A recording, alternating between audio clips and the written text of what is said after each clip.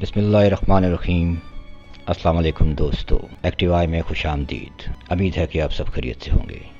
آج جس صحابی کے بارے میں ہم آپ کو بتانے جا رہے ہیں وہ پاک نبی صلی اللہ علیہ وآلہ وسلم کے پیارے دوست حضرت عثمان غنی ہیں۔ یہ اس وقت کی بات ہے جب عرب معاشرے کی رگ رگ میں برائیاں اتر چکی تھیں، جہالت اپنی پوری قوت کے ساتھ حکمرانی کر رہی تھی، گمراہی اور ظلمت رات کی تاریکی کی طرح چھا چکی تھی۔ لیکن ایسے وقت میں حضرت عثمان غنی اندھیروں میں چمکتے ستارے کی طرح تھے۔ ان کی فطرت میں حیا تھی، پاکیزگی تھی۔ دوستو، میں آپ کو حضرت عثمان غنی کی سخاوت کے بارے میں چند واقعات سنانا چاہتا ہوں۔ مدینہ ایک سرسبز شاداب علاقہ تھا۔ اس پورے علاقے میں میٹھے پانی کی شدید کمی تھی۔ لوگوں نے اپنے طور پر کنویں کھود کر پانی حاصل کرنے کی کوشش کی، لیکن بدقسمتی سے وہ پانی صاف اور میٹھا نہیں تھا۔ مسلمان جب پانی کے معاملے میں شدید تکلیف سے دوچار ہو گئے تو انہوں نے رسول اللہ صلی اللہ علیہ وآلہ وسلم سے اس کی شکایت کی۔ رسول اللہ صلی اللہ علیہ وآلہ وسلم نے اعلان فرمایا، جو شخص اس کنویں کو خرید کر مسلمانوں کے لیے پانی عام کرے گا اس کے لیے جنت ہے۔ جنت کی بشارت پا کر ایک صحابی چپکے سے اٹھے اور اس یہودی کے پاس جا پہنچے۔ یہودی نہ صرف کنجوس تھا بلکہ بہت بری فطرت کا مالک تھا۔ اس صحابی نے یہودی سے کہا، میں یہ کنواں خریدنا چاہتا ہوں۔ یہودی نے حیرت سے اس نوجوان کو دیکھا۔ وہ خوبصورت، پاکیزہ اور باوقار شخصیت کا مالک نظر آ رہا تھا۔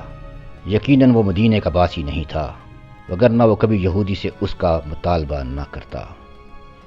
مدینے کے سارے لوگ جانتے تھے کہ یہ کنواں اس کے لیے کاروباری لحاظ سے کتنا مفید ہے اور وہ اس کو کبھی نہیں بیچے گا۔ یہودی نے اس نوجوان سے کہا، یہ کنواں برائے فروخت نہیں ہے۔ دیکھو تم ایک کاروباری آدمی ہو، کاروبار کی بات کرو۔ صحابی نے اسے سمجھانے کی کوشش کی۔ اسی لیے تو کہہ رہا ہوں کہ کنواں نہیں بیچوں گا، مجھے اس سے بہت زیادہ منافع ملتا ہے، میں تمہیں اس سے دگنا منافع دینے کے لیے تیار ہوں۔ صحابی نے پیشکش کی۔ پھر بھی ممکن نہیں، یہودی نے سختی سے انکار کیا۔ اچھا، صحابی نے حیرت سے دیکھا، میں تمہیں اس کی منہ مانگی قیمت دینے کے لیے تیار ہوں۔ یہ پیشکش سن کر یہودی کا منہ کھلے کا کھلا رہ گیا۔ اس کے دل پر ایک لمحے کے لیے لالچ نے غلبہ پا لیا۔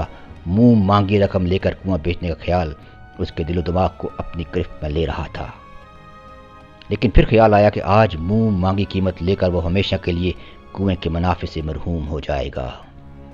چنانچہ لالچ کو دل سے نکال کر اس نے فیصلہ کر لیا اور بولا، میں کسی بھی قیمت پر یہ کنواں نہیں بیچوں گا۔ غرض کہ اس صحابی کی ہر کوشش ناکامی سے دوچار ہوئی۔ بالآخر ایک نئی تجویز اس کے ذہن میں آئی اور وہ یہودی سے مخاطب ہوئے، ٹھیک ہے، تم سارا کنواں نہیں بیچنا چاہتے تو نہ بیچو، مجھے آدھے کنویں کا حصے دار بنا لو۔ آدھے کنویں کا حصے دار بات یہودی کی سمجھ سے باہر تھی۔ وہ تعجب سے بولا، کنویں کا پانی آدھا آدھا کیسے ہو سکتا ہے؟ پانی تقسیم نہیں ہو سکتا، لیکن وقت تو تقسیم ہو سکتا ہے۔ صحابی نے کہا، وہ کیسے؟ یہودی نے کچھ نہ سمجھتے ہوئے کہا، کنویں کا پانی ایک دن تمہاری ملکیت ہوگا اور دوسرے دن میری ملکیت ہوگا۔ تب بات یہودی کی سمجھ میں آ گئی، یہ ایک مناسب تجویز تھی۔ اس یہودی نے فوراً اندازہ لگا لیا کہ اب سودا کرنا مفید رہے گا۔ چنانچہ وہ 12,000 درہم میں کنویں کا آدھا حصہ بیچنے پر آمادہ ہو گیا۔ 12,000 درہم اس زمانے میں بہت بڑی رقم تھی، لیکن اس صحابی کو اللہ تعالیٰ نے بہت مال عطا کیا تھا۔ اس نے رقم ادا کر کے آدھا کنواں خرید لیا۔ یہودی نہیں جانتا تھا کہ اس نے کتنے خسارے کا سودا کیا ہے۔ ہوا یوں کہ جس دن اس صحابی کی باری ہوتی تھی، اس دن مدینے کے تمام مسلمان اتنا پانی بھر کے رکھ لیتے تھے کہ 2 دن کے لیے کافی ہو جاتا تھا۔ اس دن کنویں سے مسلمان تو پانی لیتے ہی تھے، غیر مسلموں کے لیے بھی کوئی ممانعت نہیں تھی۔ انہیں بھی مسلمانوں کے ساتھ مفت پانی لینے کی اجازت تھی۔ اس کا نتیجہ یہ نکلا کہ جس دن یہودی کی باری ہوتی، اس دن کوئی بھی پانی خریدنے کے لیے نہ آتا۔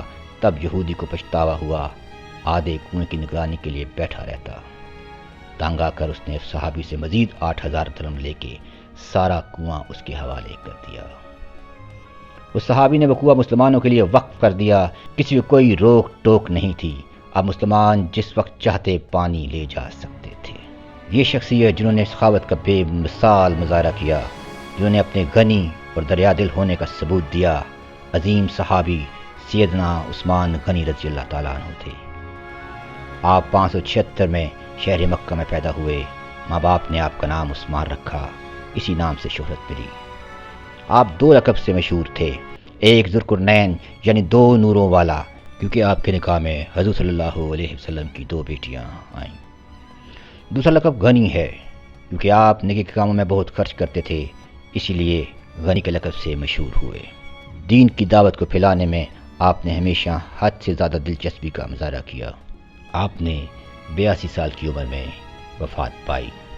جمعے کے دن امیر المومنین سیدنا عثمان غنی رضی اللہ تعالیٰ عنہ شہید ہوئے، اللہ ان سے راضی ہو۔ دوستو، یہ وہ شخصیات ہیں جنہیں بار بار یاد کرنا چاہیے، جنہیں یاد کرنے سے ہم اپنی زندگی سنوار سکتے ہیں، اپنی آخرت سنوار سکتے ہیں۔ انہی کی زندگیوں کو اپنائیں اور انہی کے بتائے ہوئے راستوں پہ چلیں۔ انشاءاللہ تعالی دنیا اور آخرت دونوں میں کامیاب ہوں گے۔ اگر آپ کو یہ ویڈیو پسند آئی ہے تو اس کو لائک اور شیئر کریں، ہمارے چینل کو سبسکرائب کریں اور بیل آئیکن کو لازمی پریس کریں۔ اگلی ویڈیو میں پھر ملاقات ہوگی، تب تک کے لیے اللہ حافظ۔